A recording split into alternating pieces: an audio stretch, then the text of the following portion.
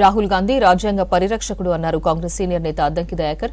రాజ్యాంగ పరిరక్షణ కాంగ్రెస్ ప్రాథమిక బాధ్యత అన్నారు.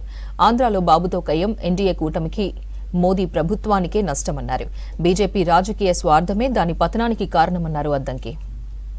2029లో పూర్తి స్థాయి తామే అధికారంలో రావడానికి చేసే ప్రయత్నాల్లో భాగంగా అటు సౌత్లో ఇటు నార్త్లో అన్ని రాజకీయ కుట్రలు చేస్తుంది. జమిలీతో చేసే ప్రయోగాలు కావచ్చు, లేకపోతే మతంతో చేసే ప్రేరేపిత రాజకీయాలు కావచ్చు. ఇప్పుడు మీరు చూడండి, అయోధ్య దేశ ప్రజలందరిదైనప్పటికీ కూడా బీజేపీ సొంత వ్యవహారంగా చేసింది.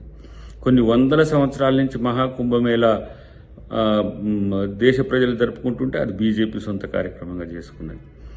తర్వాత ఈ దేశంలో ఉండే రాజకీయ ప్రత్యర్థుల మీద శత్రుత్వాన్ని మించి కసిని పెంచుకోవడం దానికి ఆనవాయితీగా మారింది. ఇతర దేశాల్లో ఉన్న భారతదేశానికి శత్రువులైనా సరే వాళ్ళతో ప్రేమగా ఉంటుంది.